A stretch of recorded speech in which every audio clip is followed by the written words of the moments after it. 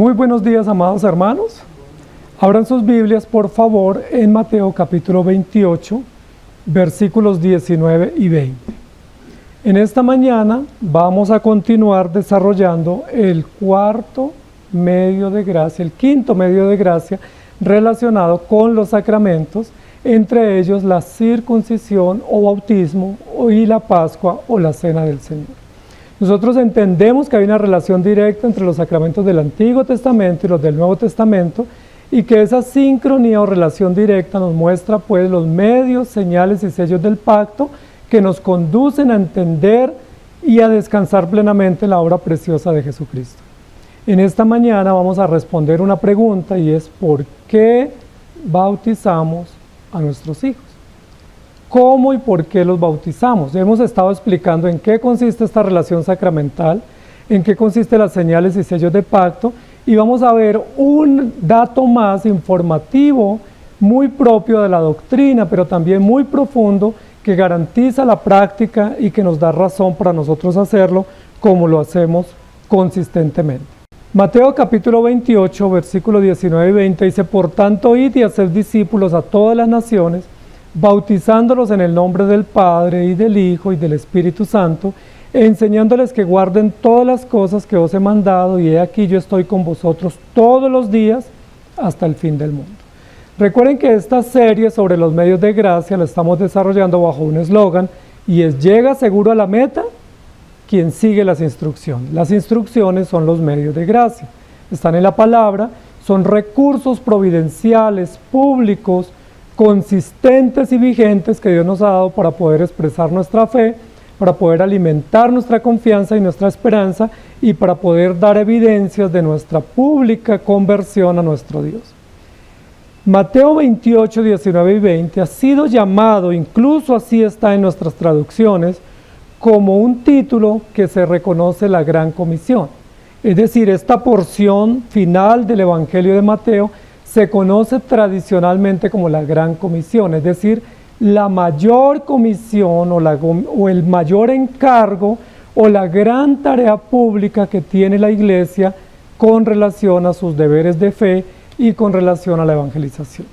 Si yo les pregunto a ustedes en qué consiste la Gran Comisión, es muy fácil que ustedes me digan: la Gran Comisión consiste en ir y predicar el Evangelio, en hacer discípulos, en bautizarlos y enseñarles todas las cosas, e incluso esperar o recordar que Jesucristo viene por su iglesia. Esa es la Gran Comisión.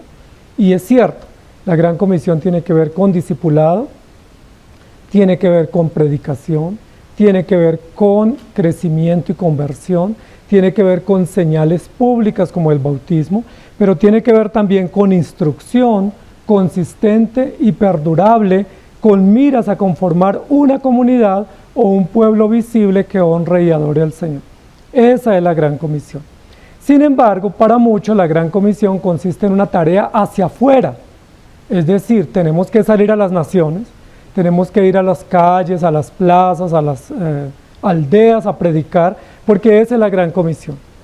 Mi pregunta es: ¿será cierto que la Gran Comisión, como se nos ha indicado, tiene que ver más con una tarea hacia afuera, es decir, de predicar a los que no conocen y de ir pues a las naciones o a lugares remotos o desconocidos o a tribus para llevar el mensaje del Evangelio? Pudiéramos decir en cierta medida que sí. Sin embargo, ¿a quién le está hablando Jesús en este texto? Está hablando a sus discípulos. Y Él le dice a sus discípulos: por tanto, vayan y hagan discípulos, bautícenlos, enséñenles, instrúyenlos y enséñenles a confiar que yo vengo a pedir cuentas de ustedes. Entonces yo quiero compartir este tema que ha sido considerado como la Gran Comisión, lo quiero compartir con una perspectiva un poco distinta. Quiero pensar en lo siguiente. Quiero pensar que nosotros como iglesia, como cristianos, tenemos grandes tareas. Pero en primer lugar quiero hacer el siguiente énfasis. Desde Génesis, el desarrollo del plan de redención o el desarrollo de la historia de redención o del pacto de gracia descansa en Dios, pero se aplica en familias. Es decir, Dios lo revela, Dios lo manifiesta, Dios lo pone y lo da a conocer, pero siempre a lo largo de la historia Dios ha aplicado o ha hecho evidente ese pacto o ese programa de redención en las familias. Lo podemos ver con la primera familia que fue Adán y Eva.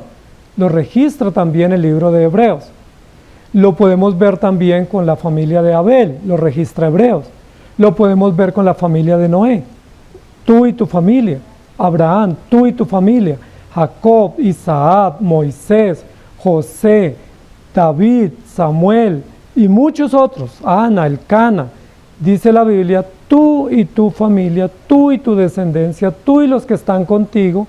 Es decir, hay un amplio registro en la Biblia que el plan de salvación, que es un plan unilateral y soberano de Dios, Dios lo resuelve dándolo a conocer, pero lo aplica o lo hace patente o lo desarrolla a través de la familia y de la descendencia y los hijos después de ti y la generación después de ti, que son frases muy comunes en la Escritura.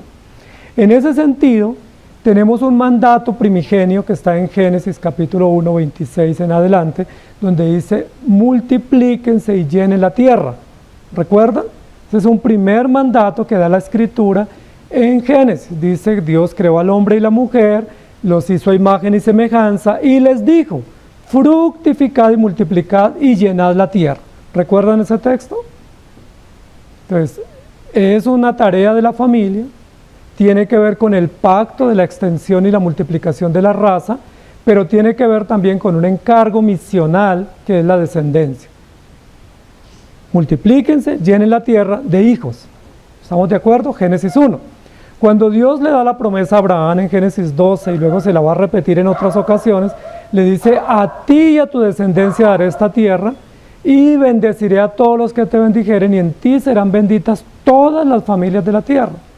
Noten que ese capítulo 12 de Génesis, que es la aplicación o la concreción del pacto de gracia con Abraham como representante visible, Dios le dice, vete de tu tierra y de tu parentela a la tierra que yo te mostraré y haré de ti una nación grande, multitudinaria, y bendeciré en ti todas las familias de la tierra. Muy similar o muy paralelo a Génesis 1. Génesis 1 es multiplíquense, tengan familia y llenen la tierra. Génesis 12 es, vete de esta tierra, haré de ti una familia grande, te multiplicaré y bendeciré todas las familias de la tierra a través de la fe que yo te doy. Y luego nos encontramos con Mateo 28. ¿Qué dice Mateo 28? Hagan discípulos y vayan a todas las naciones haciendo discípulos y enseñándoles la palabra de Dios. Hay un paralelo en esos tres registros bíblicos, en esos tres textos, y es el mismo. Es decir, el plan de Dios no cambia. Multiplíquense, tengan hijos, tengan discípulos, tengan descendencia, pero esa descendencia que sale de sus lomos, bendíganla con la fe, bendíganla con la promesa del pacto y extiéndales a ellos la invitación para que crean en Cristo, para que sean bendecidos y para que puedan confiar y esperar hasta que el Señor venga por ellos. Lo dice Génesis 1, lo dice Génesis 12 y lo dice Mateo 28, 19.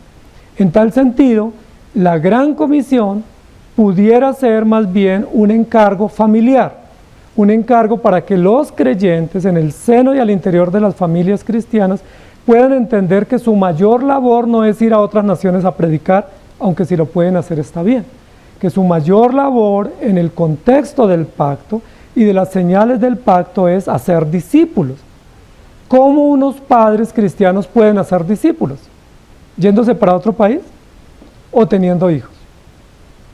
¿Cuáles fueron los discípulos inmediatos de Abraham?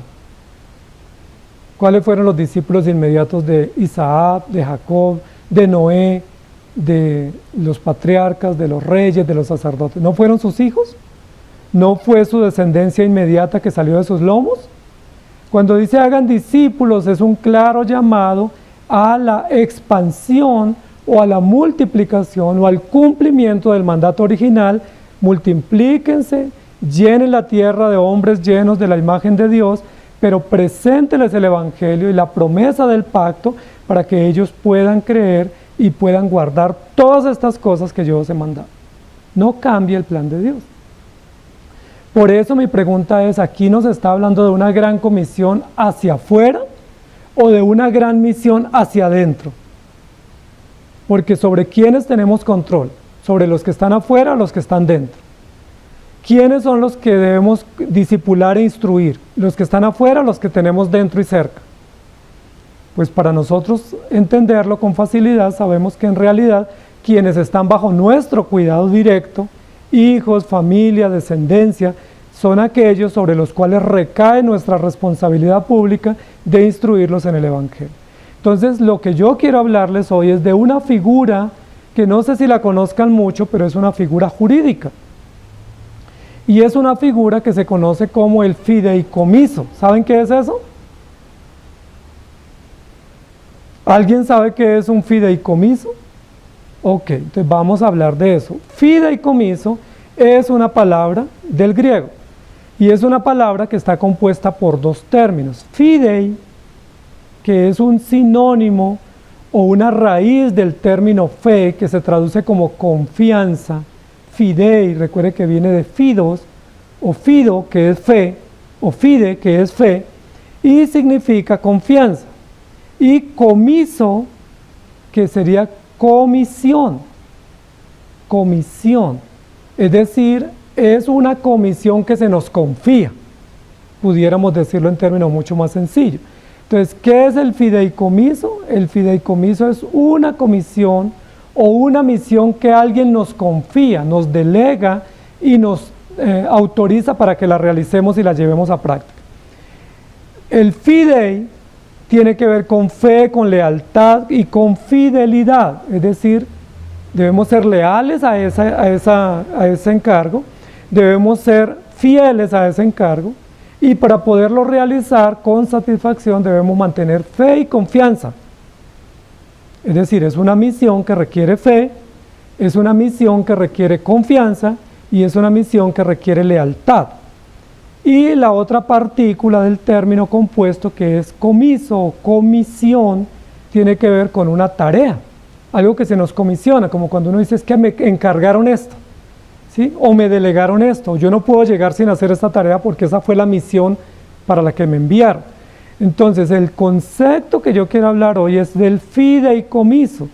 El fideicomiso pudiéramos decir que es una comisión que se nos delegó para que nosotros, mostrando confianza, lealtad y fe, podamos entregar a satisfacción el resultado de esa tarea. En el concepto de los sacramentos y en el concepto del pacto de gracia, que descansa en las familias cristianas o elegidas, ¿cuál sería el fideicomiso? Es decir, que Dios nos delegó unas misiones, unas tareas, y que para poder realizar esas tareas requerimos fe y debemos rendir cuentas de esas tareas que se nos delegaron. Es decir, aquí hay una tarea jurídica o una misión pública por la cual tenemos que responder. Y eso pone en cintura nuestra acción, porque no solamente es la tarea de tener hijos o de tener familia o un hogar, sino que tenemos que responder por esas misiones ante Dios. Porque los hijos son de Dios, la familia es de Dios y el hogar debe ser para la gloria de Dios. Y además de esa función de tener una familia, Dios nos dio la fe. Y esa fe tiene que mostrarse o hacerse patente al interior de las familias. Entonces, ¿qué es un fideicomiso? Entonces, un fideicomiso es cuando una persona delega a otra la tarea de preservar o cuidar unos bienes. Es decir, yo tengo unos bienes y yo delego a alguien para que en función de un tercero cuide o conserve o preserve esos bienes o esas propiedades o ese legado o esa herencia para el heredero final. Eso es un fideicomiso.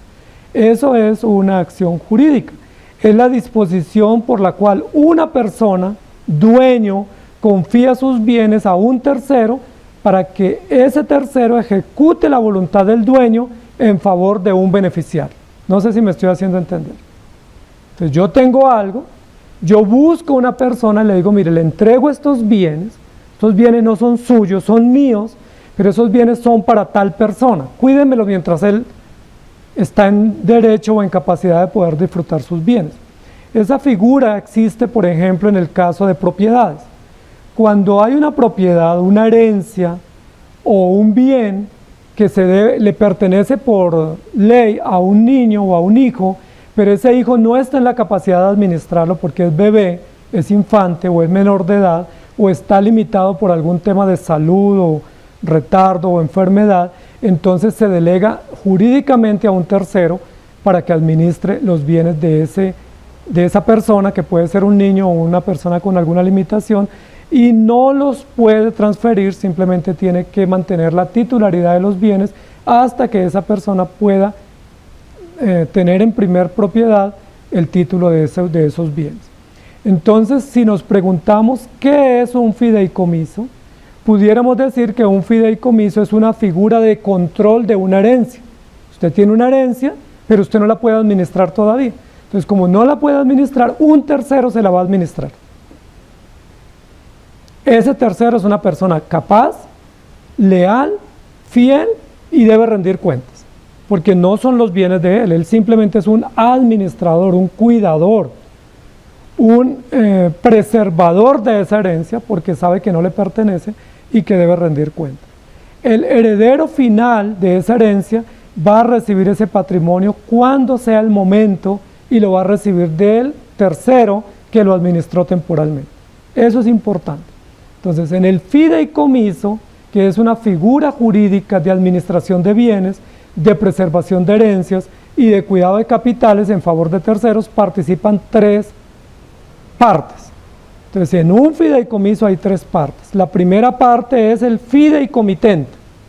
El fideicomitente es el dueño total del patrimonio legado, encargado, determinador del fideicomiso. Entonces, el fideicomitente es el dueño. Entonces, estamos hablando, trasladando esta figura a este encargo de Mateo 28. Entonces, ¿quién es el fideicomitente en esta comisión que estamos viendo acá? ¿Quién es el dueño de todos los bienes?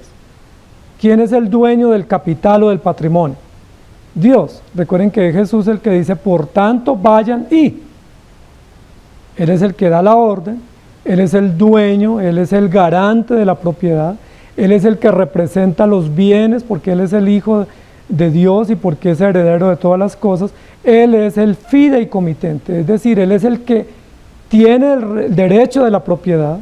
Él es el que quiere dar unos bienes a unos herederos, pero para ello Él comisiona unos administradores. Entonces, el fideicomitente es Dios, pero Él va a comisionar unos cuidadores o unos preservadores de esa herencia, y ellos se llaman los fiduciarios. Entonces, ¿quiénes los fiduciarios o la fiducia? El tercero que recibe en calidad de administración o de administrador los bienes del dueño. Entonces, en este caso son los discípulos, y en el caso nuestro son los padres. Entonces, el dueño de todo es Dios, es el fideicomitente. El fiduciario son los que reciben estos bienes para administrarlos a favor de terceros, porque no le pertenecen, simplemente los tienen que cuidar, los tienen que preservar y tienen que entregar cuenta. Y luego tenemos un tercer actor en esta figura jurídica, y el tercer actor es el fideicomisario. El fideicomisario es el heredero final, es decir, a favor de quien se cuida esta herencia y quien al final de cuentas la va a poder disfrutar en propiedad. El fideicomisario. Entonces, en este caso, ¿quiénes son los fideicomisarios? Según el relato de Mateo 28, son los discípulos que van a terminar siendo herederos finales de este encargo que se le dio a los discípulos. Y en el caso nuestro, para efectos de la relación directa que estamos haciendo, son los hijos. Entonces, Dios es el dueño, fideicomisario, fideicomitente. Los padres somos los fiduciarios que recibimos la promesa, y nuestros hijos son los fideicomisarios que van a ser los herederos finales. Entonces, en términos bien sencillos para no confundirnos, Dios es el dueño de todo, nos ha dado la fe a nosotros, pero nos regaló hijos.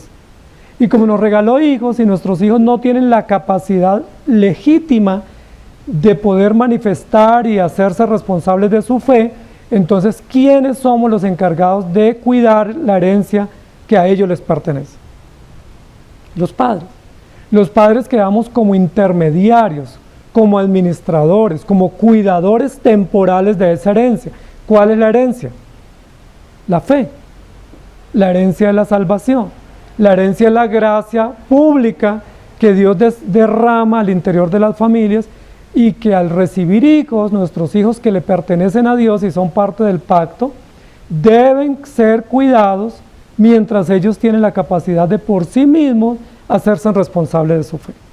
Eso es muy interesante, esa figura, porque funciona a nivel jurídico para el tema de control de propiedades y de herencia, pero también funciona a nivel de la fe como una figura jurídica de administración de principios y valores eternos relacionados con la salvación. Por eso aquí el tema de este encargo, de esta sección de la Escritura, no debiera ser llamado la Gran Comisión, sino debiera ser llamado el Gran Fideicomiso. Es decir, la Gran Comisión que por la fe Dios nos dio de administrar unos bienes en favor de nuestros hijos y de otros que creerán, para que cuando ellos crezcan y se hagan responsables, puedan heredar estos bienes de forma directa y rendir cuentas al dueño absoluto que es nuestro Dios. ¿Me estoy haciendo entender? Lo primero que podemos decir de este gran fideicomiso es que tenemos un dueño, que esa fe no es pública o está como a libre adquisición, sino que la fe tiene un dueño. La salvación tiene un dueño y un actor, y el plan de redención tiene un autor o un benefactor que se llama Jesucristo. Entonces el dueño de todas estas propiedades, que son riquezas infinitas de gracias, la multiforme gracia de Dios, se llama Jesucristo. Él es el dueño. Y Él, como dueño absoluto y perfecto, quiere extender sus bienes, o quiere compartir sus bienes, o compartir su herencia con sus hijos. Y sus hijos son los creyentes. Para ese fin, Él, como dueño, establece una figura, que es la figura del fideicomiso. Y es: yo como dueño voy a entregarte a ti parte de mis bienes, como la fe, la gracia, la salvación, el perdón, la esperanza y todas las virtudes cristianas, para que tú los disfrutes. Pero como yo tengo otros herederos que todavía no están en calidad de autonomía para poder beneficiarse directamente o responsabilizarse de esa fe pública, entonces yo te voy a delegar a ti como administrador temporal.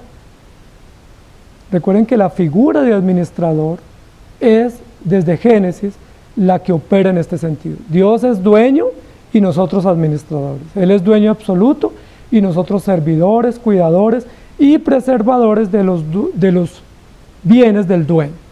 Entonces me llama mucho la atención, porque cuando estamos hablando del pacto de gracia y de las señales del pacto de gracia, lo que Dios dice es gracia también y providencia que Dios nos dé hijos. Eso es una gracia. Pero como da esos hijos al interior de la familia cristiana, es decir, de padres temerosos de Dios, piadosos y confiados, ¿qué es lo primero que deben hacer los padres cuando sus hijos llegan? ¿Recuerdan cuál es la tradición bíblica y cristiana? Consagrarlos a Dios. Porque nuestros hijos nacen con la semilla del pecado, nacen sucios, nacen feos por el pecado y necesitan ser limpiados, ser lavados. Y la forma simbólica, ceremonial, como los hijos de los hebreos y los hijos cristianos eran lavados, era entregándolos a Dios a los 8 días a través de una ceremonia pública que en la antigüedad se llamaba la circuncisión y que en el Nuevo Testamento se llama el bautismo, pero que cumple los mismos fines, los mismos propósitos, y es señalar, marcar. Entonces, cuando un hijo nace, yo como padre cristiano lo que digo es: mi hijo me nació, gracias a Dios, pero es pecador.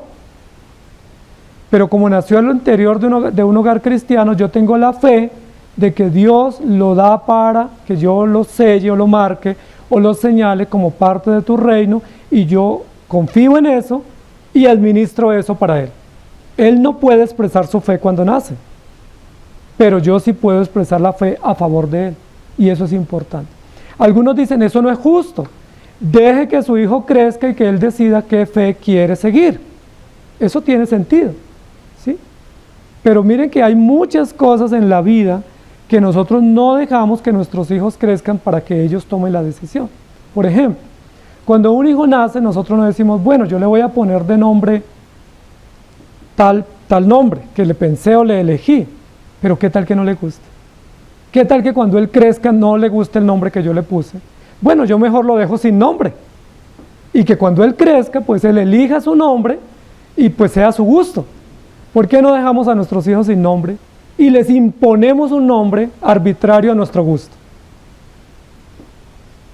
porque en ese sentido sería una arbitrariedad, porque yo le asigno un nombre que a mí me gusta, pero que a él posiblemente no le va a gustar, y me va a reclamar, ¿por qué me pusiste ese nombre que no me gusta? Pero a mí me gusta, y no solo se lo puse porque me gusta, sino porque era mi obligación. Yo no podía esperar que él tuviera 18 años para que él tuviera un nombre, y mientras tanto, ¿cómo lo llamamos? Él necesita un nombre. Cuando nuestros hijos nacen, nosotros no esperamos para que ellos decidan si quieren ir al médico o no. ¿Qué hacemos nosotros? Los llevamos al médico y les hacen tratamientos y les ponen vacunas y los cuidan y les dan medicina, y puede ser que a ellos después no les guste, pero nosotros debíamos hacer eso porque ellos estaban bajo nuestro cuidado, y según la ley en nuestro país, nuestros hijos menores de edad están bajo nuestra responsabilidad jurídica y civil. Es decir, si yo no le pongo un nombre a mi hijo, eso se tipifica en el código como maltrato o abandono. Si yo no llevo a mi hijo a las vacunas y al médico y a su crecimiento y desarrollo, eso se tipifica en el código como un descuido y un maltrato infantil. Y si yo no llevo a mi hijo al estudio y no lo pongo a estudiar, eso también es motivo de pérdida de cuidado o de custodia de los hijos. ¿Por qué? ¿Por qué la ley me dice eso? Porque el niño pequeño no puede tomar decisiones si va al médico, si estudia, si qué nombre se pone o qué decisión tomar. Entonces, ¿quién administra los bienes de ese niño? Civilmente hablando. ¿Quién toma decisiones por él mientras él crece? ¿Quién decide el nombre, el colegio, la educación, el médico y todos los beneficios para el crecimiento integral de esa criatura? Los padres. ¿Por qué lo hacen los padres? ¿Porque son dueños de sus hijos? No lo hacen porque son dueños, sino porque son encargados, son tutores, son administradores, son cuidadores de esos hijos, y lo tienen que hacer hasta que ellos cumplan la mayoría de edad porque la ley se lo exige. De hecho, cualquier incumplimiento de esas funciones es pérdida de custodia. Incluso puede ser penalizado por la ley porque un padre no está cumpliendo sus funciones de nutrición, de medicina, de educación, de bienestar integral para su hijo. En el mismo sentido, pensémoslo a nivel espiritual. ¿Qué pasaría si nos nace un hijo, lo recibimos en la clínica, lo traemos a la casa, pero decimos, yo no lo voy a llevar a la iglesia, yo no lo voy a bautizar, yo no le voy a hablar de Cristo porque yo no le voy a imponer la religión, lo voy a dejar hasta que él crezca, y cuando él crezca que decida qué quiere creer? Si él quiere creer lo que yo creo, está bien, y si quiere elegir otra creencia, pues esa es su decisión. ¿Lo pudiéramos hacer de la misma manera? No, con el mismo argumento. ¿Por qué? Porque él no está en la capacidad de decidir cuando es niño, y porque mientras es niño es nuestra responsabilidad inducirlos, mostrarles el camino, orientarlos, instruirlos en unos principios básicos, y cuando ellos estén adultos decidirán si siguen esos principios que les enseñamos o los abandonan. Nosotros queremos que los sigan, pero eso ya es una decisión de ellos adultos, pero nosotros hicimos la tarea. Entonces Dios, como dueño fideicomitente, comisiona a los padres para unas tareas. Levítico capítulo 12 versículo 3 dice así: y al 8º día se circuncidará al niño. Lo dice Levítico, dando las explicaciones de la ley que Dios le dio a Moisés para que el pueblo las guardara por estatuto perpetuo. ¿Por qué dice así al 8º día se circuncidará al niño? Miren que esta es una cirugía pequeña, dolorosa. ¿Por qué no se deja que el niño crezca y que decida? Miren que hubiera podido ser en un mundo de derechos y de protección de los bienes del niño, en una sociedad contemporánea se hubiera podido decir, no, dejemos eso a los 18, y que el chico a los 18 diga si se quiere circuncidar o si no quiere, que él lo decida. Y si él quiere, pues ok, que vaya, y si no quiere, pues es su libre decisión. ¿Por qué Dios no dejó a libre decisión de los hijos este acto ceremonial y este acto simbólico de señal de pacto? ¿Por qué no lo dejó a juicio de ellos? ¿Por qué impuso una tarea a los padres y les dijo, todo hijo que les nazca, circuncídelo al 8º día? No le pregunten, no lo piensen, simplemente háganlo porque es mi voluntad y yo soy el dueño de ese niño. Eso es lo que nos está diciendo. Ese hijo que nace no es tuyo, es mío, y como es mío yo doy una orden, y la orden que doy es que lo circuncide. ¿Por qué? Porque primero nace pecador, y segundo porque él necesita ser lavado y limpiado ceremonialmente y marcado públicamente como miembro visible del pacto. Hechos capítulo 15, versículo 1 dice así: entonces algunos que venían de Judea enseñaban a los hermanos: si no os circuncidáis conforme al rito de Moisés, no podéis ser salvos. Estamos hablando de los hechos, en la época de la predicación de los apóstoles, especialmente del ministerio de Pablo. Note que aquí dice que se enseñaba aún en ese tiempo que si no se circuncidaban no podían ser salvos. Obviamente hay una transición histórica, una transición de elementos que no lo vamos a explicar acá, pero lo que está diciendo es, esa señal continúa, la señal de marcar a nuestros hijos. En el Nuevo Testamento son marcados con el bautismo, señalados, identificados, y se les pone una marca, una señal visible diciendo, ellos son de Dios.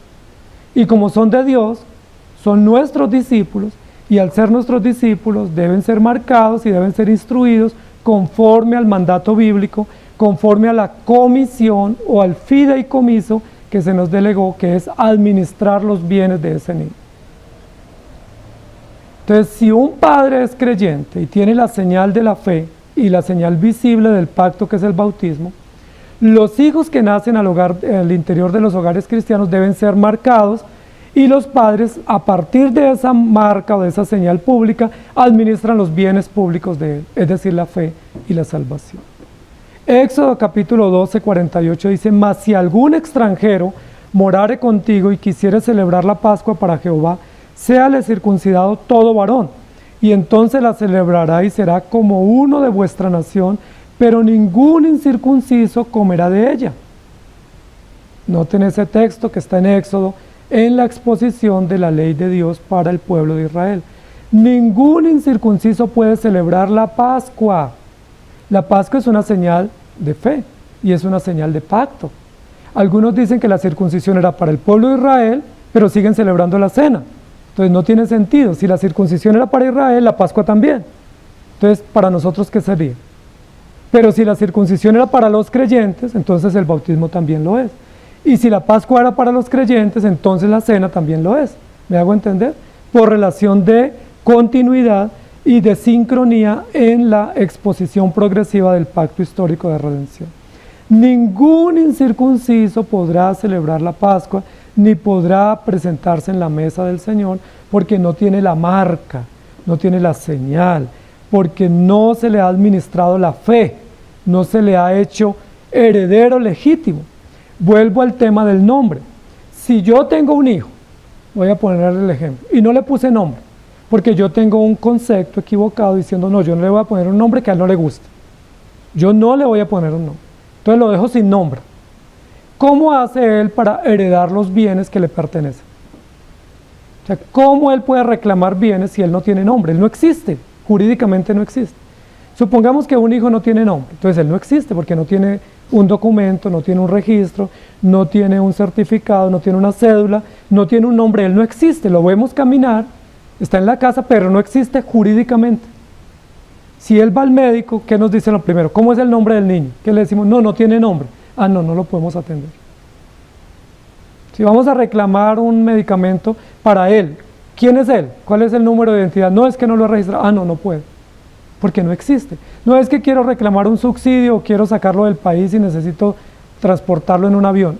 Muéstrame el documento. No, es que yo no lo he registrado, entonces no puede salir del país. ¿Sí me hago entender?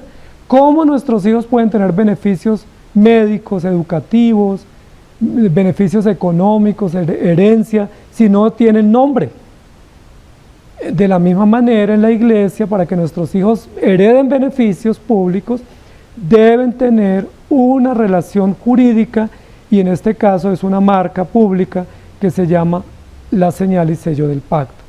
Deuteronomios 36 dice: y circuncidará Jehová tu Dios tu corazón y el corazón de tu descendencia, para que ames a Jehová tu Dios con todo tu corazón y con toda tu alma, a fin de que vivas. Noten lo siguiente, para los que dicen que la circuncisión era una señal cultural de identidad para el pueblo hebreo. No lo es, porque aquí dice: Jehová circuncidará tu corazón. Es decir, la señal externa en el cuerpo indicaba o apuntaba o señalaba o nos dirigía a una señal interna del corazón. Es decir, hay una relación muy estrecha entre la circuncisión física y la circuncisión del corazón. Es decir, entre la circuncisión como señal y la regeneración del corazón. Jehová circuncidará tu corazón. ¿Qué hacían los sacerdotes? Circuncidaban el prepucio. ¿Qué hace Dios? Circuncida el corazón. ¿Para qué? Para que ames a Jehová tu Dios con toda tu alma, con todo tu ser, con toda tu mente y vivas. Yo le pregunto, ¿ese mandato es para una nación o ese mandato es para los creyentes? Porque acá no está diciendo que circuncide su corazón para que tenga identidad hebrea o judía o israelita. Aquí está diciendo circuncida su corazón para que tenga herencia en el reino de los cielos, para que se sepa públicamente que esa persona está marcada, recibió la fe como depósito, tiene la gracia como beneficio y debe amar a Dios con todo su corazón y así viva. Entonces el gran fideicomiso tiene que ver con que Dios hizo un pacto y en ese pacto pues Él es el dueño absoluto. Jeremías capítulo 4 versículo 4. Voy a leer varios textos seguidos, pueden tomar apuntes. Circuncidaos a Jehová y quitad el prepucio de vuestro corazón, varones de Judá y moradores de Jerusalén. No sea que mi ira salga como fuego y se encienda y no haya quien la apague por la maldad de vuestras obras. Si no se circuncidan, la ira mía está sobre ustedes. Jeremías 9:26. A Egipto y a Judá, a Edom y a los hijos de Amón y de Moab, y a todos los arrinconados en el postrer rincón, los que moran en el desierto, porque todas las naciones son incircuncisas y toda la casa de Israel es incircuncisa de corazón. Las demás naciones son incircuncisas físicamente, pero Israel era circuncidada físicamente, pero no circuncidado el corazón. Hebreos capítulo 9:22. Y casi todo es purificado según la ley con sangre, y sin derramamiento de sangre no se hace remisión de pecados. La señal de pacto tiene sangre y tiene dolor. Y la sangre y el derramamiento de sangre es un símbolo jurídico de pago o de justicia para cubrir las deficiencias o las carencias de un ser o de un sujeto que no puede pagar una deuda impagable y que solo a través de un sacrificio se zanja esa necesidad. Juan 3:5 dice, respondió Jesús, de cierto te digo, que el que no naciere de agua y del Espíritu no puede entrar en el reino de Dios. Es decir, la entrada al reino de Dios implica una entrada visible a través de una señal de pacto y una confesión pública y conversión pública y señales públicas como los sacramentos y las señales de pacto, pero también requiere una entrada al reino eterno, para lo cual se exige de manera inequívoca la circuncisión del corazón, es decir, la regeneración. Si alguien dice, entonces un niño entra al cielo por el bautismo, no. ¿Qué se requiere para entrar al cielo? La regeneración. Pero ¿qué se requiere para ser miembro visible de la iglesia? El bautismo. Porque hay actos públicos que testifican que pertenecemos a la comunidad visible que son los creyentes. Luego vamos a leer Gálatas 4, 5 al 7. Dice, para que redimiese a los que estaban bajo la ley, a fin de que recibiésemos la adopción de hijos, por cuanto sois hijos, Dios envió a vuestros corazones el Espíritu de su Hijo, el cual clama, Abba, Padre. Así que ya no eres esclavo, sino hijo, y si hijo también heredero de Dios por medio de Cristo. Recuerden que dijimos que para tener la herencia y poderla disfrutar, tenemos que tener la condición de hijos, es decir, la marca, la señal, la garantía de pertenencia. En ese caso, la garantía de pertenencia visible es la señal de pacto y la garantía invisible es la fe. Como el niño cuando nace no puede decir yo creo en Cristo, entonces los que creen tienen que decirlo. ¿Quiénes son los que creen? Los padres.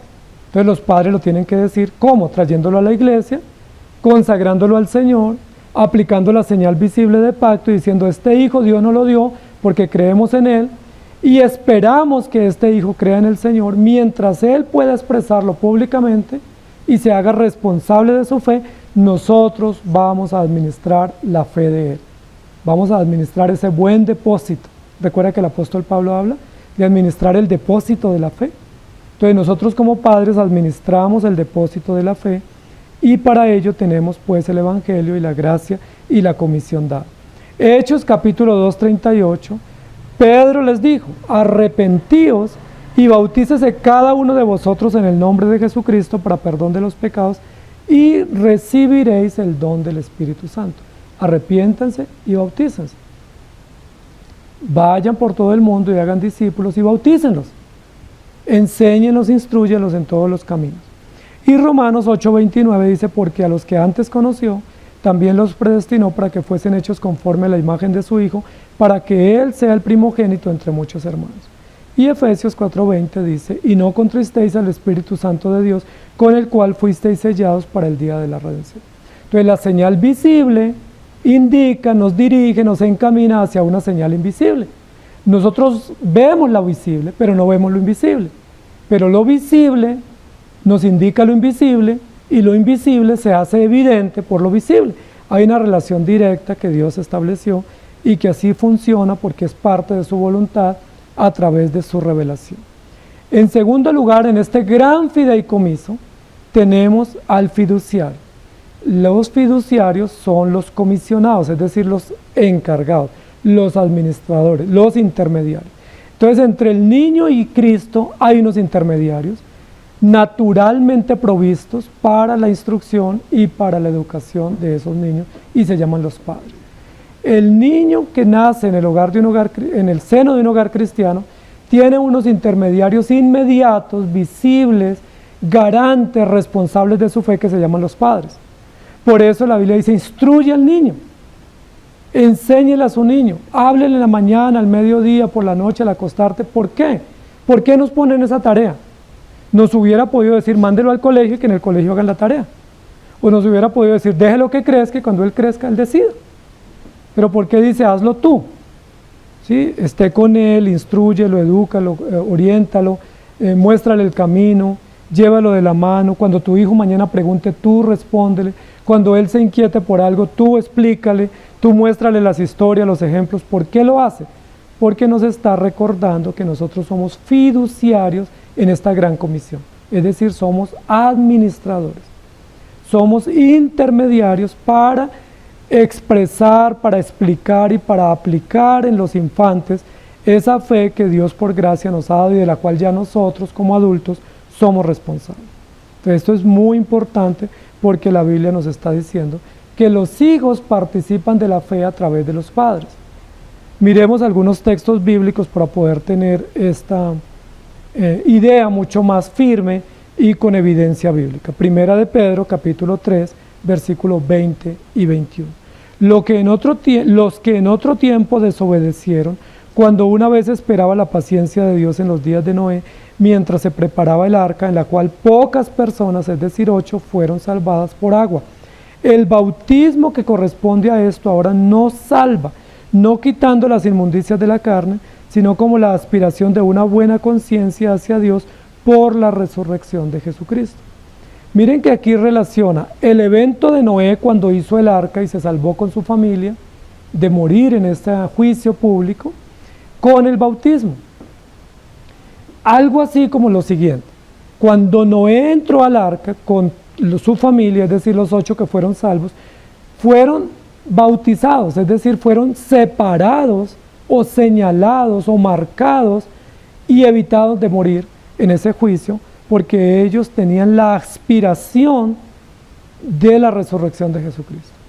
Es decir, el arca de Noé, en el cual se salvó, tiene aquí una simbología con la salvación, con la forma como Dios preserva familias, con la forma como Dios hace que aspiremos y esperemos en la venida del Señor y cómo somos distinguidos.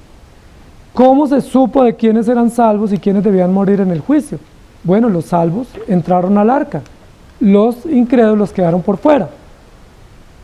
¿Cómo sabemos quiénes son creyentes? Pues los que están dentro de la iglesia, porque públicamente dan fe de su adherencia a Cristo y porque a través de señales y símbolos ellos están diciendo: nosotros nos sometemos a Cristo, nos sometemos a la palabra y rendimos nuestra vida y nuestra familia al Señor. En Marcos capítulo 5:36 dice: pero Jesús, luego que oyó lo que se decía, dijo al principal de la sinagoga: no temas, cree solamente. Entonces, amados hermanos, en este gran fideicomiso, que Dios es el fideicomitente, usted es el el fiduciario, es decir, el que administra a favor de sus hijos la salvación. Y lo que debemos inducir a nuestros hijos es a que ellos crean en Cristo. ¿Cómo lo hacemos? Con lecciones, con ejemplos, con aplicaciones, con historias y con dedicación. Eso se llama instrucción. Mateo 15, 28 dice: entonces respondió Jesús a la mujer y le dijo: oh mujer, grande es tu fe, hágase contigo como quieres. Y su hija fue sanada desde aquella misma hora. Noten que en varias oportunidades, en estos dos textos que yo leí, hay muchos más en la Escritura, hubo milagros de salud o de resucitación para hijos por la intermediación de los padres. Miren que cuando este principal de la sinagoga fue y le rogó a Jesús por la salud de su hija, Jesús no le dijo: ¿y por qué no vino ella? Ah, no, déjela que venga ella y me pida a mí directo, usted no tiene por qué venir a pedir por ella. Recuerden que Jesús solo le respondió: no temas, cree solamente, y el milagro fue hecho. ¿Por qué Jesús sanó a su hija? Por la mediación de su padre, que con fe se acercó a Jesucristo pidiendo un milagro para ella. Ahí representa el modelo de la fiducia, es decir, ese padre sabia y activamente está administrando la fe y su intercesión a Jesucristo a favor de su hija. Y en este ejemplo de Mateo 15, 28 también, porque es una mujer la que va a interceder por su hija. Y va y le dice: Señor, mi hija está enferma, por favor, ten misericordia, ayúdame. Pero yo no veo en ningún lugar que Jesús le dijo: bueno, ¿y cuántos años tiene su hija? Ah, no, dígale que venga. O sea, yo la quiero ver y hasta que yo no hable con ella no la sano. Jesús hubiera podido hacer eso. ¿Por qué no lo hizo? Porque Jesús nos ayuda a recordar que un modelo legítimo de cuidado y de instrucción y de comisión es que los padres, mientras los hijos están pequeños, administran la fe de ellos, los cuidan e interceden por ellos a favor del Señor para que Dios obre en sus corazones. Por eso Jesús a esta mujer no le dijo: tráigame su hija para sanarla. Jesús lo que le dijo fue: grande es tu fe, hágase contigo como quieras. Pero no era contigo, era con su hija. ¿Me hago entender?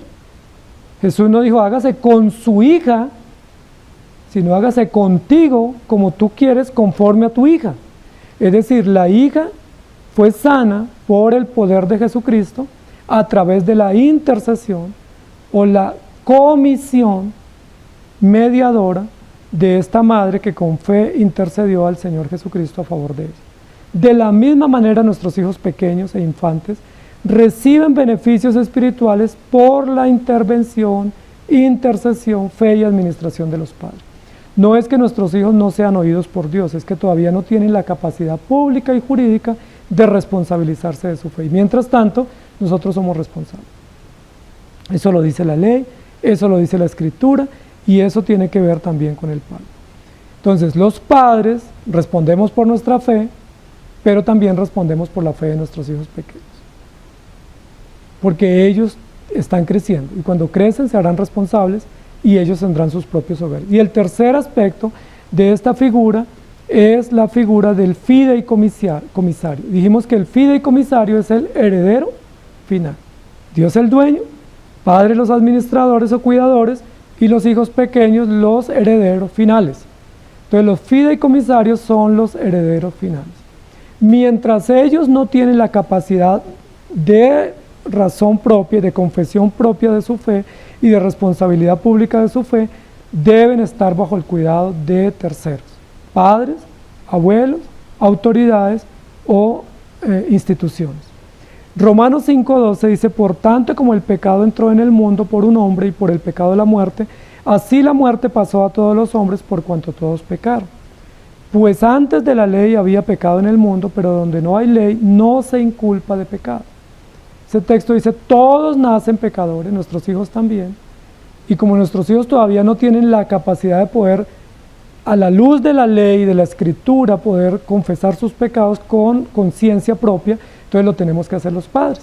Recuerden que eso era lo que hacía Job con sus hijos, incluso adultos. Dice que ofrecía sacrificios todos los días por si acaso sus hijos hubieran pecado contra Dios. Él estaba cumpliendo esa figura de comisario o de fiducia en favor de sus hijos. Y así hay muchos ejemplos en la Escritura. Salmo 51, versículo 5 dice: he aquí en maldad he sido formado y en pecado me concibió mi madre. Entonces, como nuestros hijos no nacen limpios de pecado, sino que nacen con la semilla del pecado, necesitan unos comisarios o comisionados que hagan la tarea de limpieza, para la cual fueron delegados.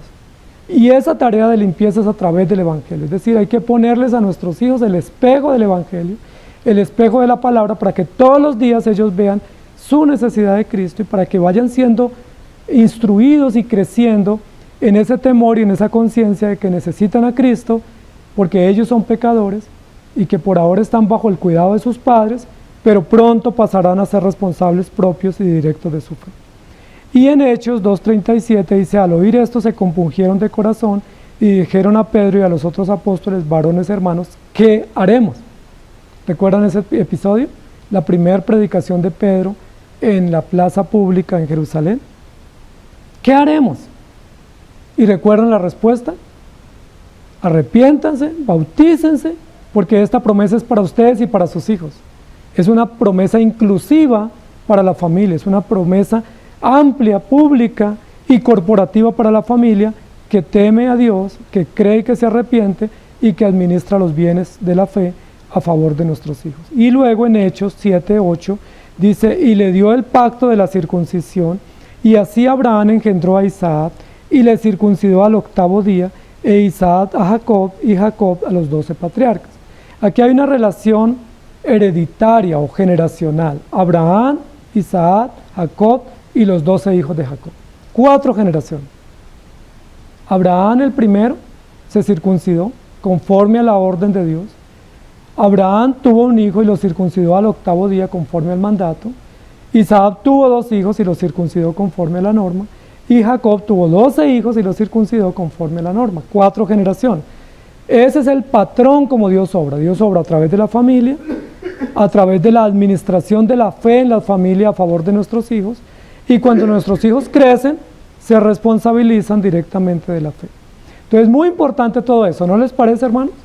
Entonces, el gran fideicomiso consiste en que Dios nos salvó, pero nos dio un depósito, y ese depósito lo tenemos que administrar a favor de los que están a nuestro cuidado, es decir, nuestros hijos pequeños. Si lo administramos bien, lo más probable, desde toda la presentación orgánica del plan de Dios, es que nuestros hijos sean salvos. No por lo que hagamos nosotros, sino por la promesa. Si esos hijos nuestros que crecen, instruidos en el Evangelio, se hacen responsables de su fe y forman hogares cristianos, ¿qué es lo más probable para esa tercera descendencia?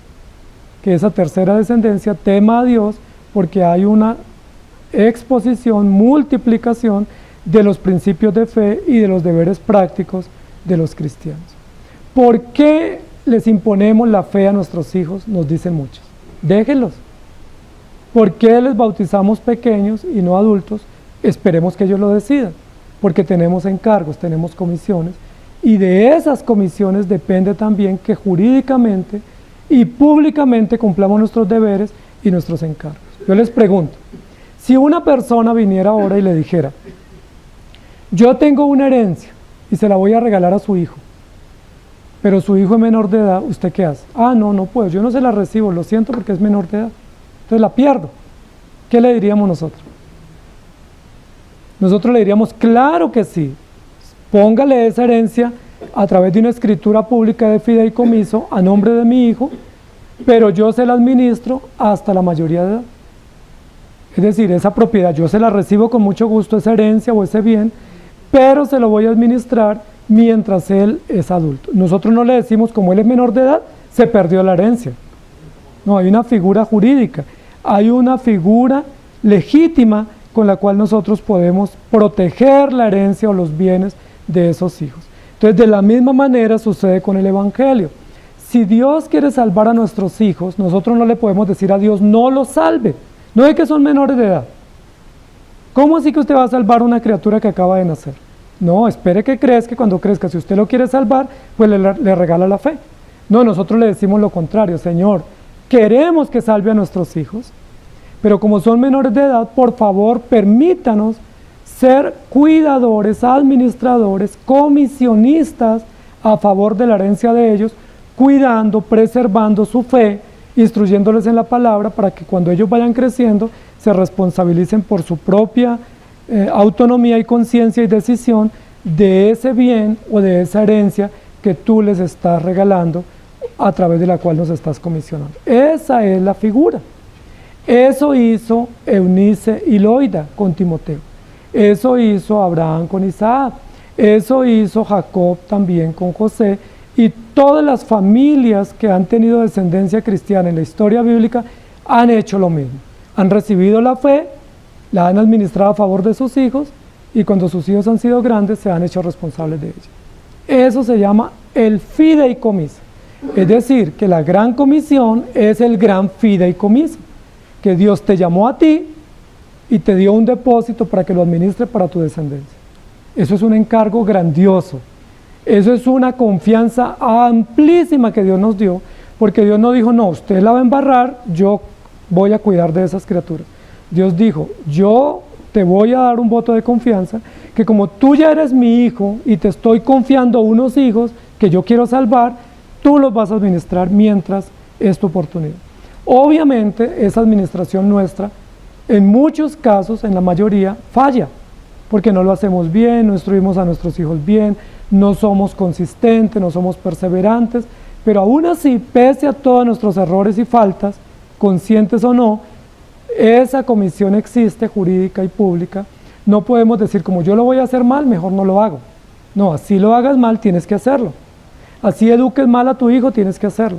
Así no lo sepas instruir y llegar al corazón, tienes que hacerlo, confía en mí, está la escritura, muéstrale el evangelio y con toda certeza ese hijo va a crecer en el temor.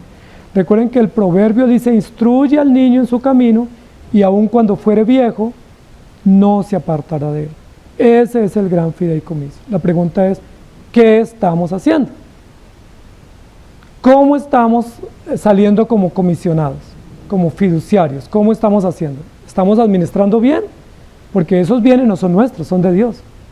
No es que yo le otorgo la salvación a mi hijo, o le otorgo la fe, o lo declaro inocente o justo. Eso no lo puedo hacer, eso lo hace Cristo. Yo lo que hago es transferirle unas enseñanzas, transferirle unos depósitos, transferirle unas verdades que yo recibí, que yo creo y estoy convencido, y que debo plantarlas o traspasarlas o preservarlas en el corazón de mis hijos. Si eso hago, Dios hace su obra. Yo hago la tarea visible a mi manera, como Dios me delegó y por su gracia pidiendo su auxilio, pero Dios hace lo imposible, que es llegar al corazón. Yo no puedo llegar al corazón y tú tampoco, pero ¿sabe dónde podemos llegar? A la mente, o podemos llegar a las acciones, podemos llegar a la conducta, podemos llegar a los ejemplos, a los modales, a las historias, a los principios, a las prácticas, y Dios en su infinita bondad y misericordia, como le place según su plan, salva llegando al corazón. Así que no te preocupes si no puedes llegar al corazón de tu hijo, no es tu tarea. Preocúpate por llegar a los lugares donde Dios te dejó a través de enseñanzas públicas, visibles, constantes, cotidianas y consistentes, porque ese es el gran fideicomiso. Y para nuestros hijos, ayudémosles a crecer para que cada día se hagan responsables de su fe, para que ellos cada día confiesen lo que nosotros confesamos a favor de ellos cuando niños. Yo confesé para mis hijos cuando ellos nacieron que ellos eran de Dios y los marqué públicamente. Yo confesé eso, yo dije estos hijos son de Dios y creo eso. ¿Qué más tengo que hacer? Instruirlos. ¿Qué espero más adelante? Que en poco tiempo mis hijos vayan diciendo eso que mi papá confesó hace años, yo también lo creo. Eso que mi papá publicó y a lo cual se expuso en público y por lo cual confió, yo también confío y me hago responsable de mi fe. Momento glorioso, momento majestuoso, cuando vemos que la gracia de Dios se hace evidente en la vida de nuestros hijos y que Dios en su infinita bondad nos ha usado como instrumento. Entonces Dios es el dueño, nosotros los comisionados y nuestros hijos los beneficiarios finales, receptores de esa fe invaluable que Dios nos ha dado para que ellos disfruten salvación y vida eterna. ¿Cómo estamos con esa comisión? ¿La estamos haciendo? Que Dios nos ayude.